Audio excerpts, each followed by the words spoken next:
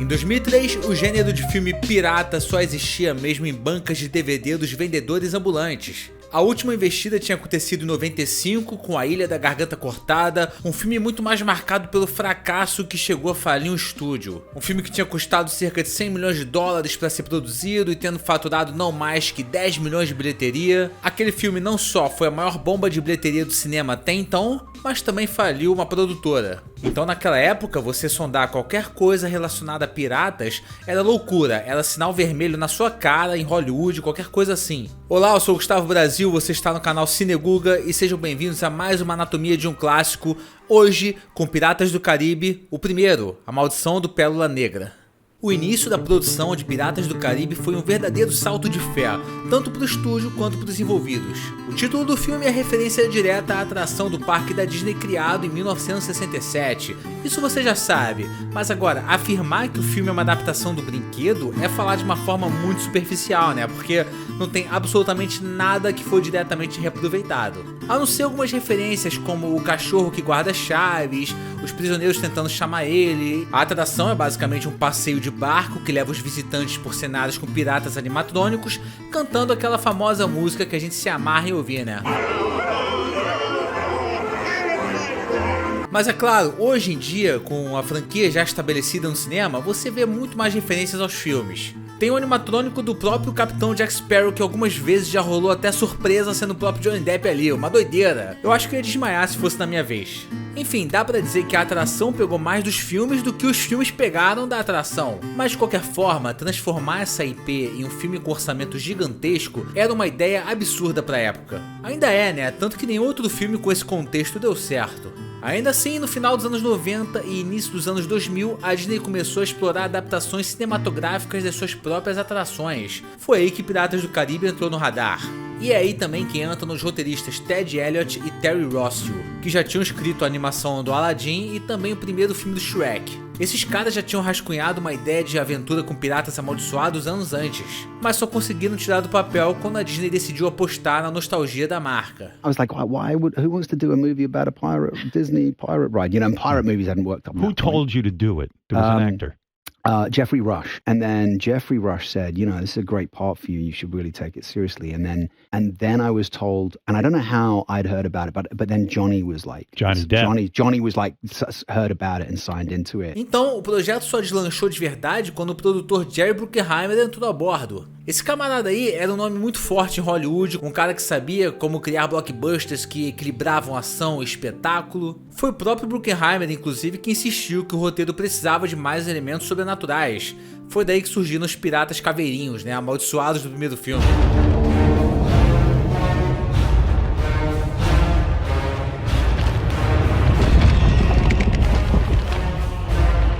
Em 2002, um ano antes do lançamento da Maldição do Pérola Negra, o Gore Verbinski tinha dirigido O Chamado, e essa insistência do produtor com elementos mais sobrenaturais deve ter dado uma luz para chamar justamente o Verbinski para dirigir Piratas do Caribe. Ele deu uma visão única, queria que o filme fosse sujo, realista e ao mesmo tempo mítico, uma coisa que pudesse remeter mais ou menos a Errol Flynn em Indiana Jones, mas com um toque de horror e humor surreal. Agora com o roteiro toda hora em revisão e a pressão do estúdio em cima, que como eu falei, tava com cagaço de mais um fracasso no estilo A Ilha da Garganta Cortada, a pré-produção começou entre 2001 e 2002. E foi um período de muita insegurança, o orçamento crescia, a ideia de misturar piratas com mortos-vivos parecia arriscada e ninguém tinha certeza se o público toparia embarcar nessa jornada. A verdade é que até mesmo dentro da Disney estava rolando resistência. O presidente do estúdio na época quase cancelou o projeto várias vezes, muitos executivos achando que filmes de pirata não davam lucro, que o título era antiquado e que o público-alvo não teria interesse por histórias de espadachins e velhos navios. Então faltava uma coisa que pudesse ser capaz de fazer a maré virar. Um nome, um homem. John Christopher Depp II tava ali dando sopa, sentindo falta de um grande sucesso de bilheteria na carreira. Já tinha sim sucessos de crítica, já tinha uma carreira formada, tinha altos clássicos e personagens icônicos, mas ainda tava faltando aquela explosão, pelo menos uma nova explosão na carreira. Mas calma, nem tudo foi flores logo de cara. Teve sim muita desconfiança com o nome do Johnny Depp nos bastidores, com os executivos, né, aquela galera que não entende absolutamente nada de arte, só pensam na grana. A real é que de fato o Depp era conhecido como um ator excêntrico, seletivo e um verdadeiro imã para papéis fora do convencional. Ele evitava blockbusters e preferia personagens mais obscuros, marginalizados ou completamente estranhos. E por isso, quando o nome dele foi sugerido para viver um capitão pirata da Disney, muita gente achou que não fazia sentido. E foi o próprio Bruckheimer que enxergava uma coisa diferente no Depp. Ele sabia que o filme precisava de um protagonista que fosse carismático, imprevisível e inesquecível. Então o Depp aceitou o papel cheio de entusiasmo, mas ele tinha uma condição: queria transformar completamente o personagem. No esboço original e nas primeiras versões do roteiro, o Capitão Jack Sparrow seria um pirata astuto e mais sério, mesmo que tivesse um toque de humor mais contido. O personagem seguiria o molde clássico de um aventureiro canastrão, com falas afiadas e postura firme. Os roteiristas imaginavam alguém charmoso, talvez no estilo de um Han Solo dos mares, mas ainda com certo senso de honra. Ele não seria o excêntrico que a gente conheceu. Pensando agora, talvez fosse até mais nos moldes do próprio Matthew Modine em Garganta Cortada, que já não tinha dado certo. E vocês já devem ter ouvido falar isso 1000 vezes, mas a maior inspiração do Depp foi o Keith Richards, guitarrista dos Rolling Stones. E uma curiosidade é que a partir do terceiro filme, o Keith Richards passou a interpretar o pai do próprio Capitão Jack Sparrow. I started thinking about pirates in the 18th century, and how they were kind of the rock and roll stars of that era. Who's the greatest rock and roll star of all time? The coolest? And for me it was Keith Richards, hands down. Foi daí que nasceu a voz arrastada, o andar cambaleante e todo o resto. Foi tudo ideia do próprio Johnny Depp. Todos os créditos do personagem vão pra ele. Um detalhe que poucos percebem é que o andar cambaleante é só quando ele tá em terra, porque quando ele tá no navio ele consegue andar normal. Isso eu acho genial também. E também durante as gravações, os executivos do estúdio julgavam que o Depp estava destruindo o filme. Alguns inclusive perguntavam se ele estava realmente bêbado enquanto gravava, e outros exigiam que ele falasse de forma mais clara. Mas quer saber? Foi o Gore Verbinski e o próprio Bruckheimer que seguraram a onda ali, confiaram na visão do Johnny Depp, até porque o estúdio queria cortar várias cenas e até substituir o ator. Teve até um papo que antes do Depp, o ator mais cotado para ser o Capitão Jack Sparrow era o Hugh Jackman, que é um puta do ator também, diga-se. E é nessas que você vê que não basta ser um grande ator, você pode até ser o melhor ator do mundo. Tem personagem que escolhe o ator. E nas primeiras exibições teste, o público caiu de amores pelo Jack Sparrow, que era pra ser um coadjuvante, alívio cômico, pelo menos era o que acreditavam durante as gravações, mas acabou virando o centro gravitacional do filme. Com isso, Johnny Depp foi indicado ao Oscar pelo filme e tudo mudou depois dali. Me, I'm dishonest. And a dishonest man you can always trust to be dishonest. Honestly. It's the honest ones you want to watch out for, because you can never predict when they're going to do something incredibly stupid. O filme lançou oficialmente no dia 9 de julho de 2003 e chegou no Brasil no dia 29 de agosto do mesmo ano.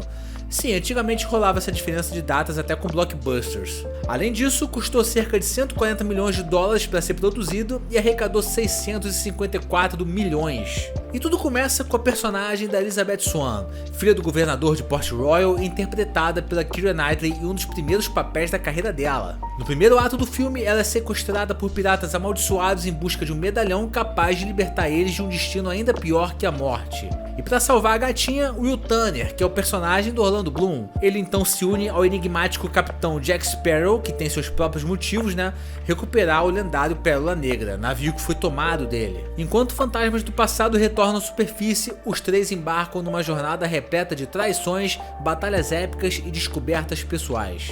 A trama desse filme se desenrola com uma mistura de aventura clássica com toques sobrenaturais, sem deixar de lado o humor e o dinamismo. A estrutura em 3 atos é clara, mas muito bem amarrada, com viradas narrativas eficientes e com um ritmo muito bom. É uma narrativa bem sólida e multifacetada para um filme baseado em um brinquedo, Vamos combinar. E a gente sempre fala do Capitão Jack Sparrow como essa figura folclórica e mais marcante, mas pra mim quem tá pau a pau com ele no filme é o Barbosa, assim como a atuação também impressionante do nosso querido Geoffrey Rush. É um tipo de vilão perfeito, teatral, ameaçador e com muito carisma. Ele incorpora muito o espírito do filme, ele é divertido, sombrio e exagerado na medida certa. You better start believing in ghost stories, Miss Turner. You're in one. Uma curiosidade que tem na versão do DVD com comentários é que o Geoffrey Rush tem uma teoria de que as pessoas assistem a tela da esquerda para a direita, exatamente como uma leitura de livro.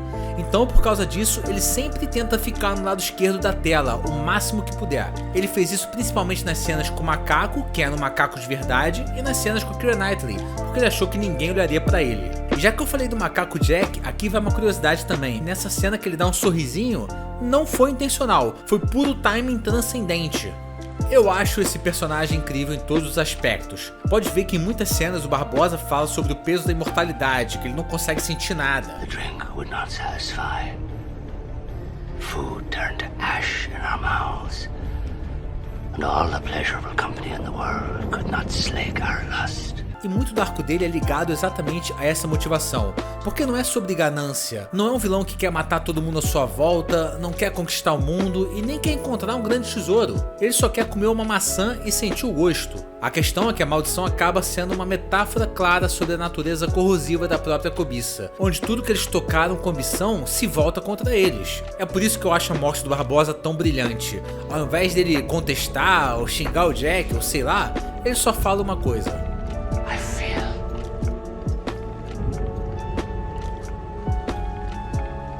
cold. E o detalhe da maçã caindo é muito bom também, porque mostra que ele guardou aquela maçã para aquele momento que ele achava que ia voltar a ser mortal. Ou seja, a primeira coisa que ele ia fazer seria dar uma mordida na maçã. Aliás, eu acho muito boa essa subversão do clichê pirata, né? Onde em todas as histórias os piratas estão atrás de um tesouro, até mesmo na primeira grande história sobre piratas, que é a Lenda do Tesouro Perdido, do Robert Louis Stevenson. Mas nesse filme os piratas, ao invés de estarem buscando um tesouro, eles estão querendo devolver um tesouro. E por mais que eu seja o maior fã vivo do Robert De Niro, eu continuo achando que o Geoffrey Rush foi a escolha perfeita para esse personagem. Sim, o papel foi oferecido pro De Niro antes, mas ele recusou e o Rush era a segunda opção. Dorme com essa informação aí. O próprio Geoffrey Rush não viu o Barbosa como vilão, né? Pelo menos não como um vilão unidimensional, mas como um herói dentro do seu próprio arco. Um cara que quer libertar a tripulação da maldição e navegar livremente, podendo sentir os prazeres da vida de novo. E foi preciso um ator desse nível, com esse nível de atuação, para dar vida a um personagem tão fascinante e incrível. Eu vou ter que falar de novo aqui da trilha sonora, da música tema. No momento dessa luta, a música, eu não sei se só eu percebo isso, mas ela tem um tom diferente. Ela tem uma coisa, um ar mais heróico nela, preste atenção.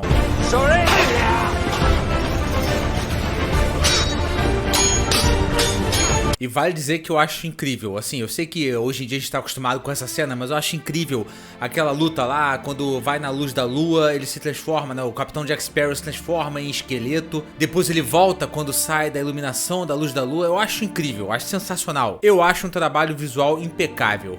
E outra coisa, o fato disso ser um arco torna esse filme realmente diferente. Porque assim, é um filme simples, é um enredo simples de aventura, mas ainda assim tem uma complexidade na medida certa. Tudo é muito bem amarrado nesse filme. Se ele puxa pro arquétipo da donzela em perigo, é de um jeito bem amarrado e nada conveniente. E ainda apresenta uma personagem feminina que eu acho incrível, principalmente vendo pela ótica da trilogia completa. Uma mulher que desafia o próprio destino e foge do que esperavam dela.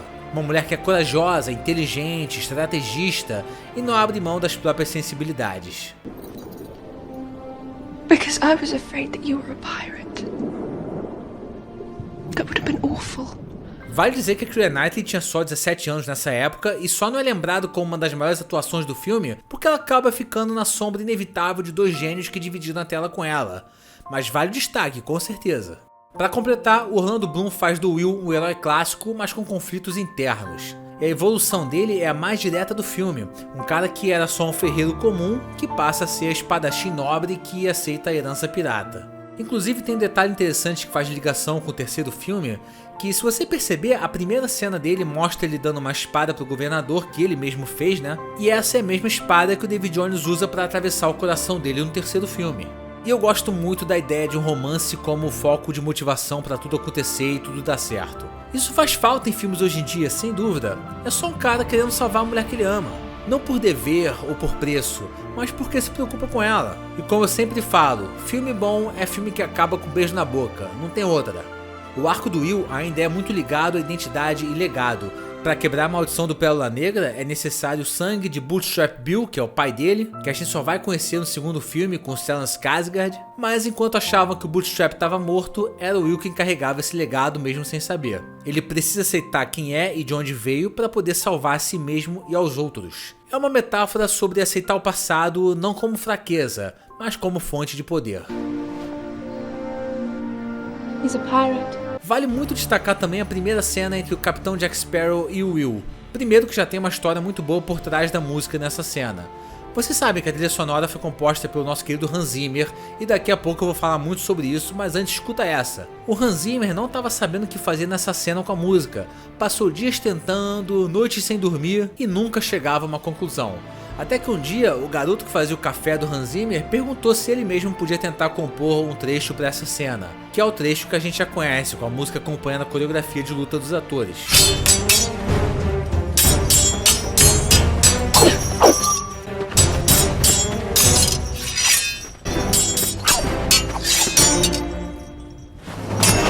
Mas a maior loucura disso tudo é que o garoto do café era ninguém menos que o Ramin Djawadi, simplesmente o cara que compôs uma música de abertura que você deve conhecer muito bem, né?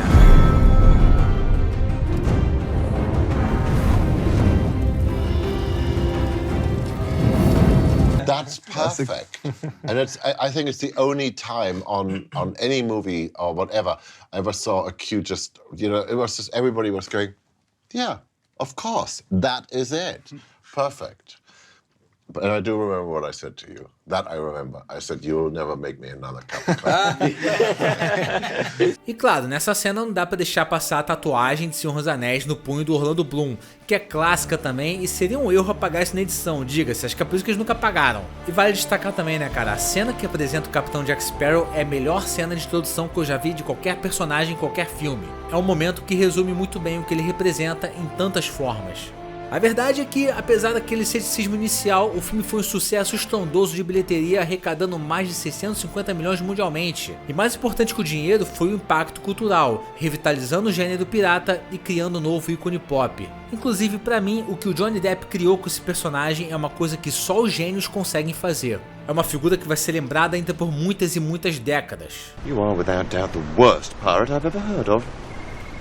But you have heard of me. Passando agora por umas curiosidades básicas. Aquela tatuagem clássica do Capitão Jack Sparrow era fake no filme, mas depois ele realmente tatuou aquilo como homenagem ao filho Jack e também, claro, ao maior papel da vida dele. E essa cena aí, eu sempre achei que tinha alguma coisa estranha nessa cena e só agora que eu percebi que é a única cena em que o Capitão Jack Sparrow aparece sem maquiagem. Fala aí, você já tinha notado isso antes? Vale dizer que o ator também usava lentes de contato que serviam para ele não apertar os olhos com a claridade, para parecer realmente que ele estava acostumado com o sol. E para fechar, uma de tantas falas improvisadas pelo Depp foi a última do filme. Bring me that horizon. E tem uma curiosidade também que é a minha favorita, que a gente pode considerar até como uma teoria, porque não existe uma confirmação direta em nenhum dos filmes sobre isso, que é a história do Pérola Negra, né, do nome Pérola Negra pro navio do Capitão Jack Sparrow. Hoje a gente sabe que tem aquela coisa das velas negras, o casco também, principalmente, né, um casco negro, que é uma coisa incomum. Para entender isso, a gente precisa ver uma cena deletada do terceiro filme, Piratas do Caribe no Fim do Mundo, que é a seguinte: We had a deal, Jack. I contracted you to deliver cargo on my behalf. You chose to liberate it. People aren't cargo, mate. É um crime essa cena ter sido deletada dos filmes, tá? Porque ela dá um backstory muito interessante pro Capitão Jack Sparrow. Se não ficou muito claro pra você, o Beckett, ele tinha contratado o Jack Sparrow pra poder entregar uma carga, deu um navio pra ele. O Jack ainda não era um pirata, e aí quando ele foi ver a tal da carga, eram escravos, né? Era um navio negreiro. Então o Jack foi lá, libertou todo mundo, libertou todos os escravos, por isso que ele ficou tão marcado como inimigo das Índias Ocidentais. E a teoria seria o seguinte: o Beckett manda queimar o navio, né? Explode, afunda o navio do Jack. The last I saw of that ship, she was on fire.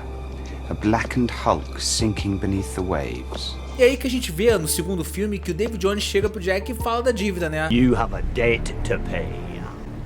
You've been captain of the Black Pearl for 13 years. That was our agreement. O navio tem um casco negro porque ele foi queimado e trazido de volta das profundezas através da magia lá do David Jones. Por isso que se chama hoje Pérola Negra. Hoje não, né? Depois que isso aconteceu, ao longo da história do filme. Mas não sei, o que você acha? Tô doidão? Comenta aí embaixo.